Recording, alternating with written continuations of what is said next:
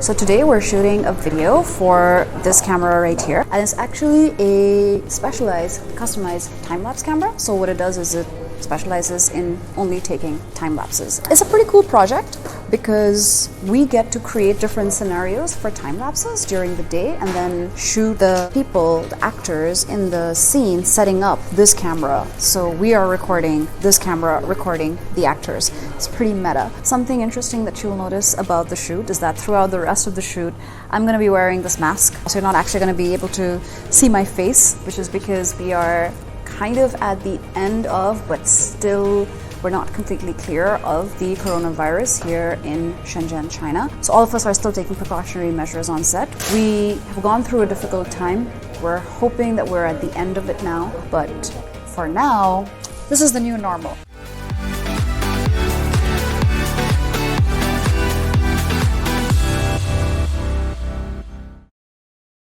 We're going to be doing two different time lapses today.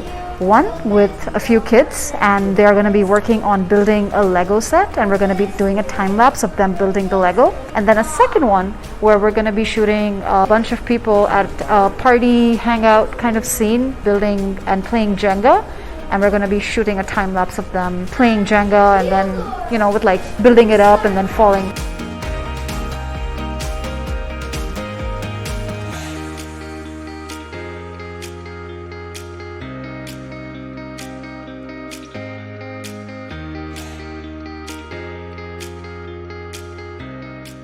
You don't like these I slats? think I don't mind. I don't mind them. So I think we are seeing this. So I think what we can do is fold it there, you know, so that it will be hidden by the table. And we are seeing this. So it can already be here. And then you just slide it down. Give it to you, and then you'll just slide it down on action. Practice one, Ivora? We won't record. Yeah. Very good. Again? So again, from the top.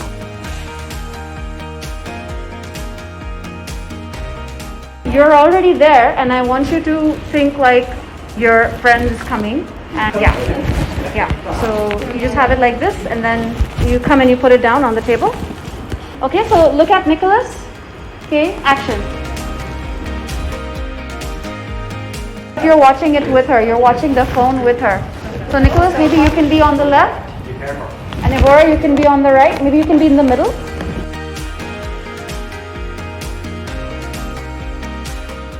I'm here now with Ryan, who is our DP for the shoot.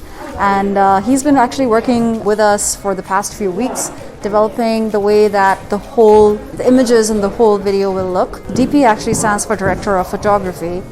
But he doesn't do photography, he actually does the video work. One of those terms that's like been handed down. Right, I guess because they were shooting on film. They were shooting on film, and they just call that. So when you want to film something, you can actually say you're photographing the film. It's an old usage of the term photography.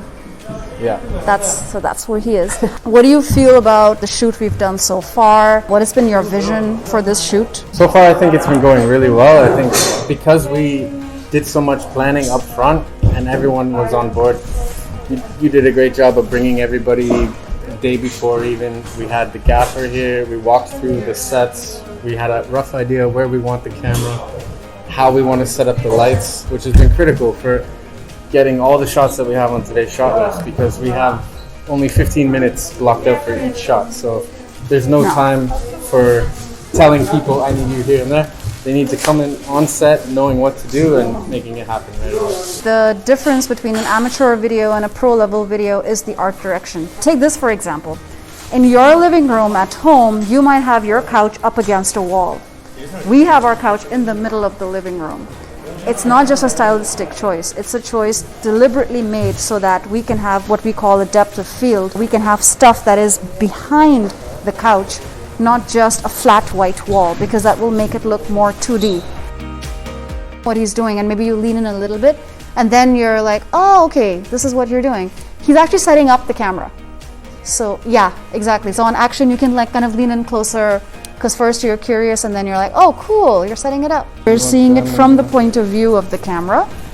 So this was super important, like this, and he was here. We are back here with the lovely Ollie, Bea, Adrian, and Suki.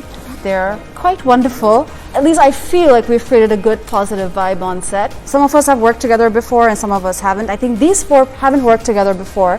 So this is the first time the four of them are working together. This is our first time working together. Actually, it's interesting when this happens because in the scene they're actually playing four friends who are hanging out and who know each other and who are quite informal with each other. So that's where I think the real acting and the vibe all comes in, and it contributes to creating something believable. So how are you guys feeling today? I feel like we know each other. Yeah. Today is even easier.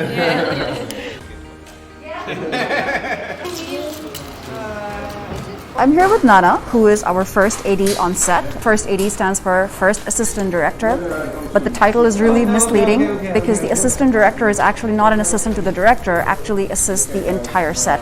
Actually, the Assistant Director is the one who runs the whole set, who basically makes everything happen, manages everything. Yeah. So do you want to tell us a little more about like what you did today? Well, today we had the difficult part working with kids.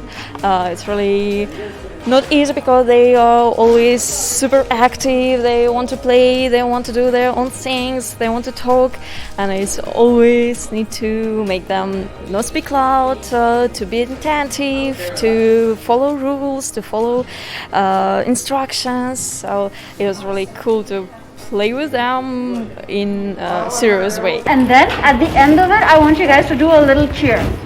Okay. Can you do a little cheer? Yay! Yes.